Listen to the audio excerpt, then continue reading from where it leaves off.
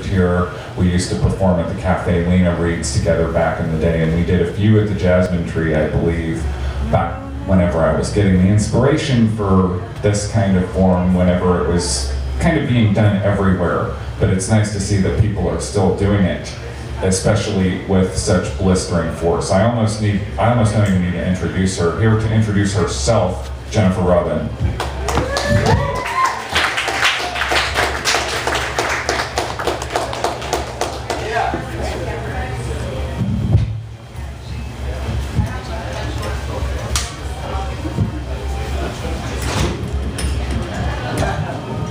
Clumsily do something with them.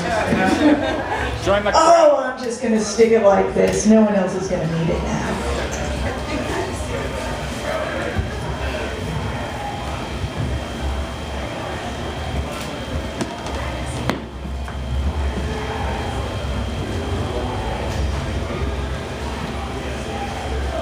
Fly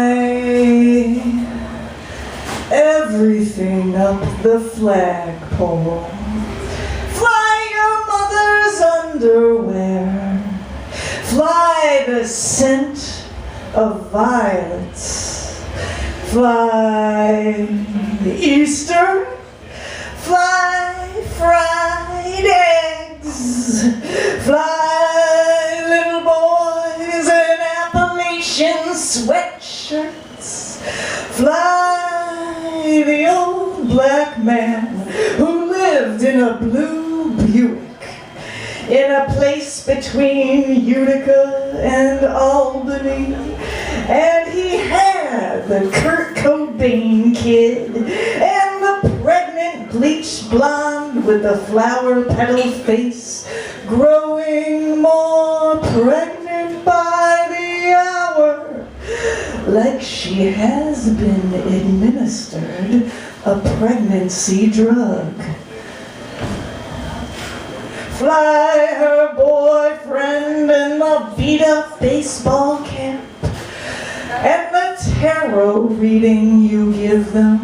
Who knew hitchhiking would lead to this strange compound where they take acid and eat mashed potato mix, and the old man bakes chicken on the weekends?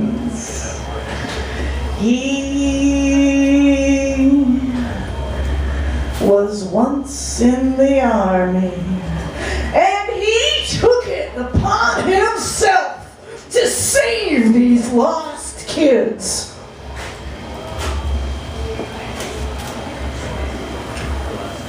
The thing is, they are still lost.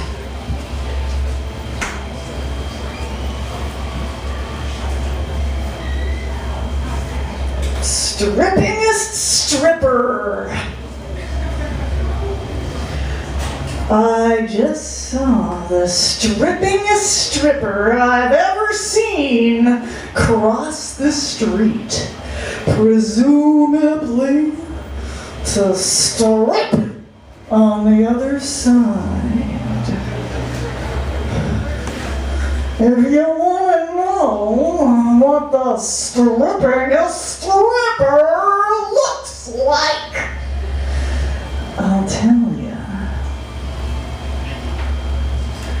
White hair, so fried, it spikes over her shoulders with the inability to accept a comb. This stuff would eat a comb like Cookie Monster eats chocolate chips. Arm and leg tattoos, a bra used as a top, frayed spandex yoga shorts, flip-flops, and a shoulder bag overpacked with what may be a week's worth of hair and body care essentials as she moves from couch to couch of friends' pads, where videos of alien autopsies and eel sex are routinely played And her face,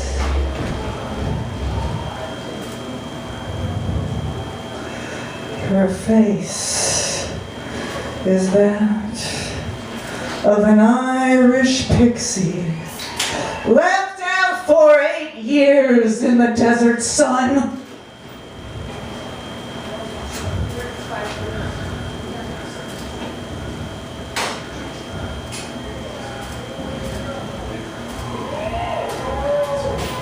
Her pot of gold took her to another dimension.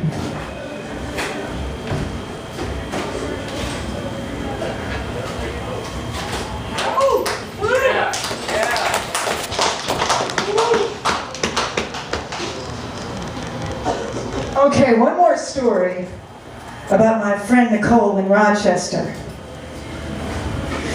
You see, even though she called her junkie friends vampiric, she wanted a taste.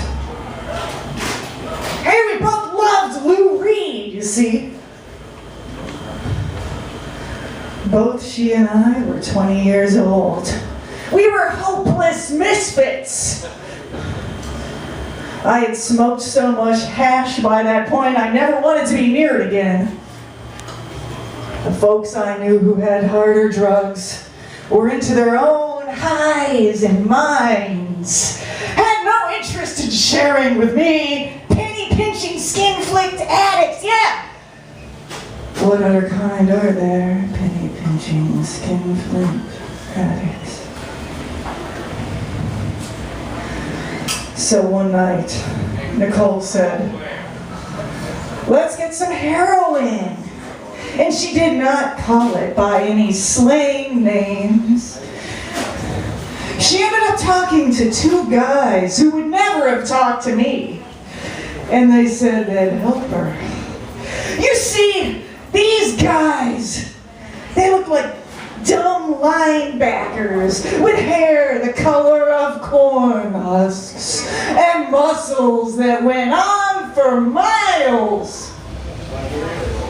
They talked to Nicole because she was blonde and didn't wear makeup, whereas I was walking around with black lipstick and blue hair, and I had the sort of body that was popular in New York City, but not Rochester. No titties, man! I felt that the linebackers would mess things up. They were just too nervous. They pranced like cartoon roosters, like that Southern General rooster that is in the Warner Brothers cartoon, Foghorn Leghorn. The dudes didn't want to be part of this operation so much for Nicole and I. But they did want drugs! And I suppose they felt a safety in numbers. A safety in this weird girl's car, Nicole's car, that we drove across the Genesee River and into the falling apart blocks of pure poverty that girded the edge of the campus like a black tidal wave being kept out by a dam. As we got closer to the address that someone had acquired, the dudes in the front seat told us we should squat down in the back seat so no one on the streets would see there were women left alone in the car. I remember feeling that this whole thing was idiotic. I craved the curried food sold in corner stalls. I lived in Baltimore, London, and New York City by this point. I didn't feel fear of blackness that my companions had, yet I squatted with Nicole in the back seat anyway.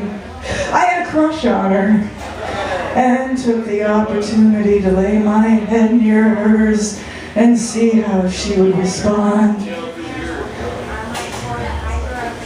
After 10 minutes, the blonde dude sauntered out of the building, saying it was okay if we come in. When we did, we went up a carpeted stairwell that smelled like urine and feet, in what was once a stately house, now divided into rinky-dink rooms, colored only by the unearthly spooge of TV. A family was in there. A guy and his girlfriend and a couple of kids. There were some chairs, clothes thrown around, very little in the way of belongings. Two black men joined the two white men around the oven. An oven where something they were trying to do was taking a long time. They were heating up pouches of tin foil over the oven's glowing orange radiator coils. A barrel bulb over the oven showed me their faces, the little dances each man made in anticipation of the high. I saw bubbling white chunks on each tin foil scrap. It looked like rock candy. The men proceeded to smoke this stuff out of pipes. Nicole decided to join them, wanting any experience, but I felt wrong watching the whole thing. One kid was asleep on the couch, and in another room, a very small room like a closet, a baby was wrapped in blankets on the bed. It was a small baby, maybe 5 or 8 months old. The baby didn't have a crib. I wondered how often the baby rolled off the mattress, or if the baby was used to sitting there, wrapped up in swaddling clothes indefinitely. No light was on in the room. There was only a black and white TV, and it cast a blue glow over the baby's big eyes. I heard everyone's nervous chatter around the oven, and I sat down on the bed.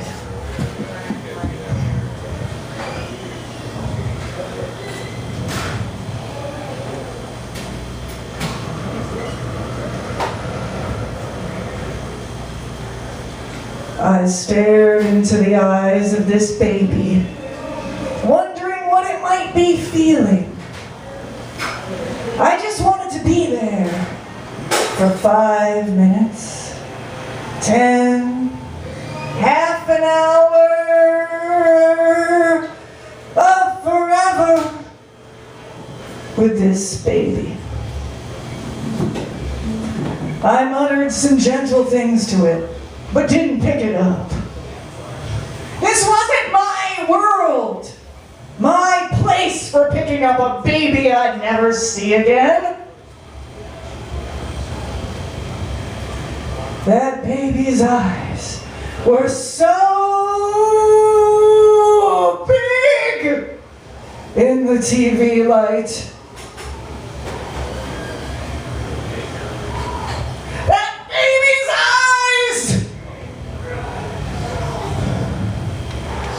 Were as big as the Milky Way.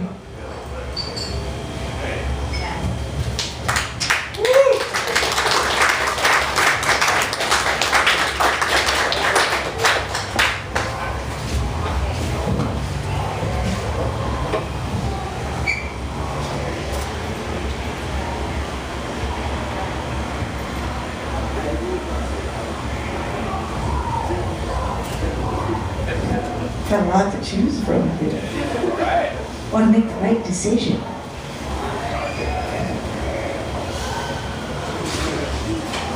I'll stick with the drug thing just for a sec.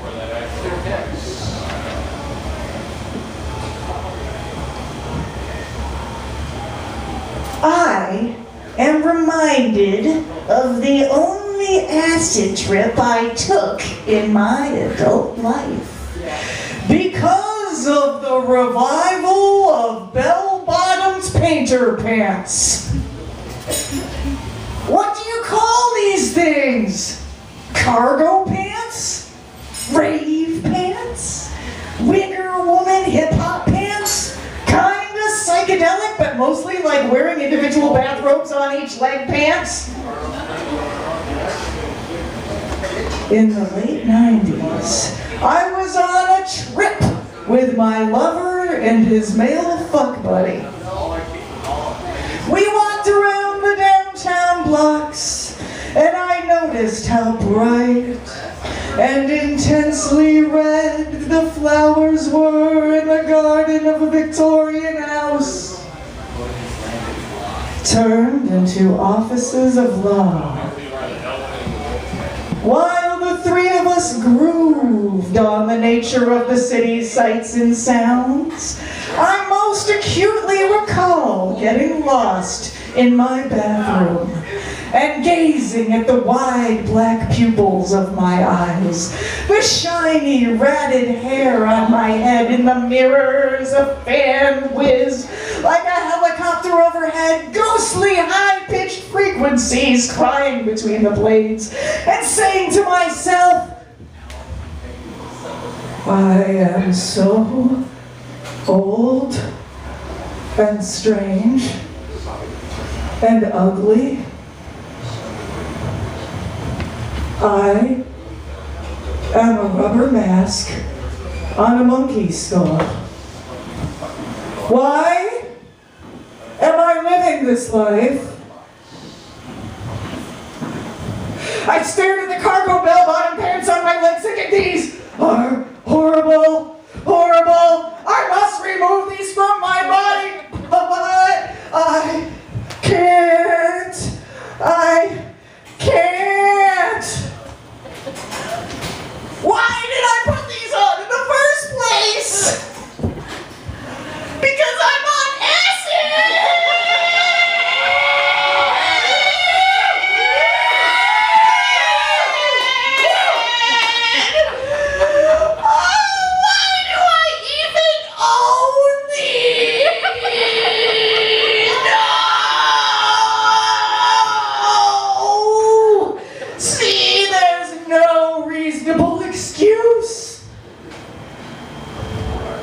I tried to remove the unfashionable pants in question, but they would not come off. I gazed at the other options in my closet for the covering of my legs, but the ability to make decisions or recognize the value in any physical object was eluding me.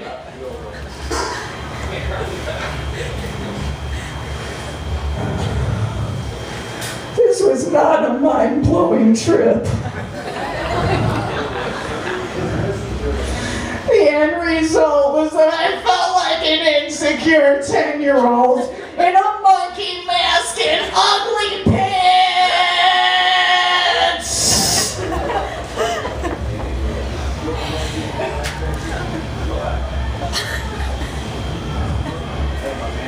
Very, very soon, a new generation of young women will be marketed cargo rave bell-bottoms and will be able to discover their inherent strangeness on private acid trips the world over. And skinny jeans and combat boots and the blistering mysteries of rock and roll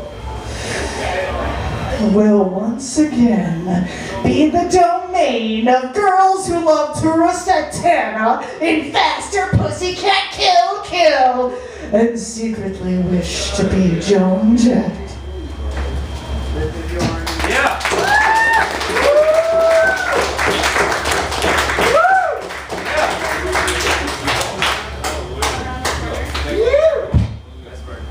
We have reduced your daily love withdrawal limit to 5 seconds, which equates to 1 shoulder squeeze or a 3-word text message. You have defaulted on the romantic promises you made for the decade of your 30s, and for this reason, you will have a difficult time obtaining second dates, foreplay, or cohabitation for the period of your 40s unless you have a co-signer. You told too many stories that were meant to embarrass the people you had sex with between the ages of 18 and 35. Because you, due to a deep insecurity, remained in relationships that lowered your sense of self-esteem until you felt like a regurgitated chicken McNugget. But it takes two to dip in the honey mustard. So who is more to blame? The lovers or the lovee?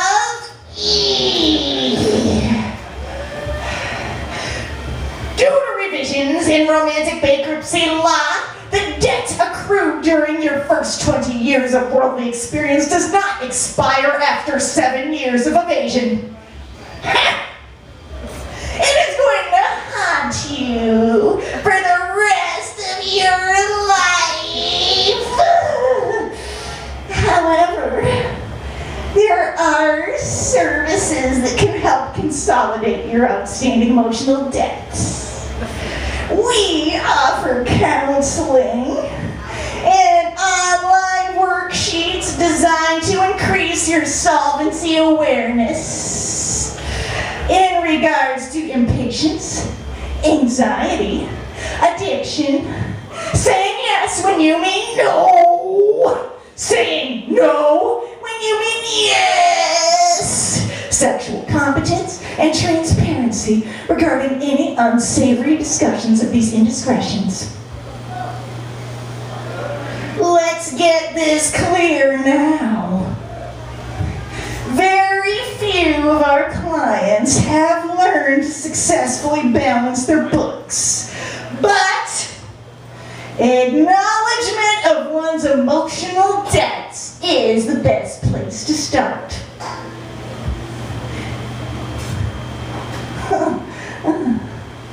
Many of our clients react as you are right now. May we recommend the laughing gas?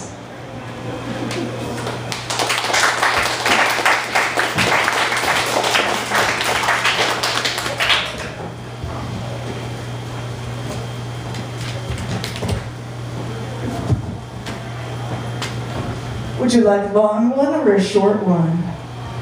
I'd like any one you whip out, baby. Go to it. All right. I might tell you a real story then. But first I'll give you a one-liner.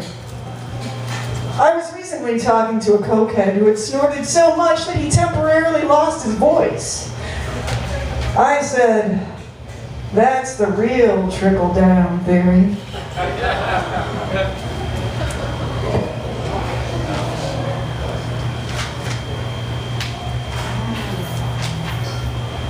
All right, I'm going to tell you a true story, like all of these are for the most part.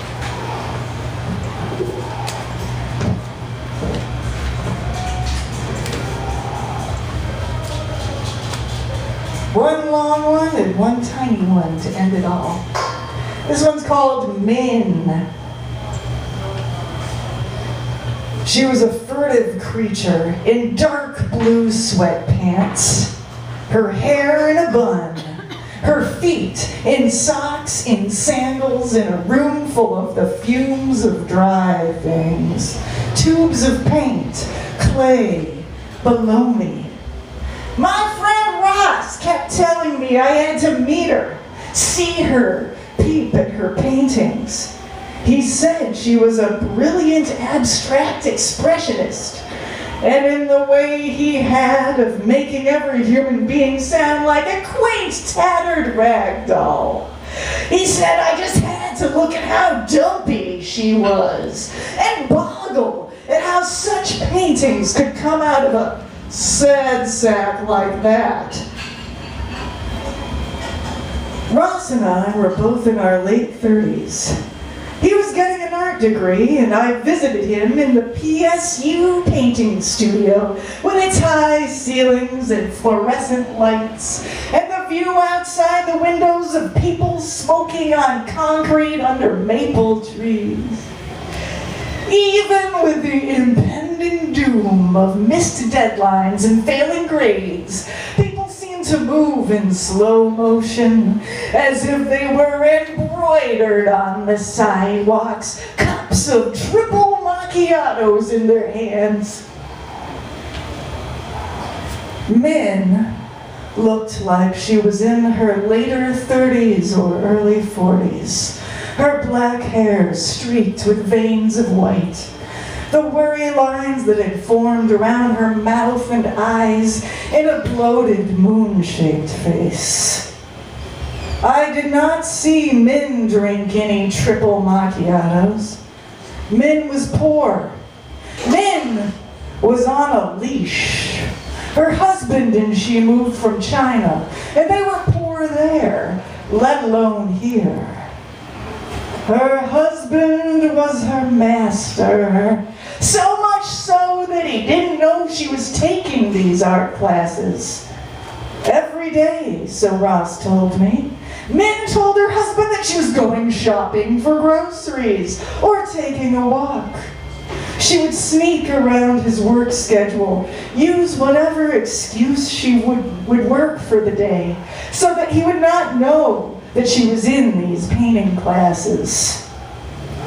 She had secretly saved the money over a course of years to take these classes. Her husband knew that she had talent, but he held firm to the ideological position that art for one's emotional edification was wrong and a waste of time.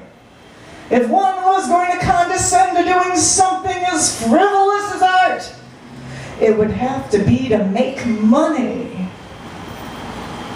What this meant was that for 4 days a week, Min was covered in a cold sweat in fear of being found out and in anticipation of losing herself in each of these paintings.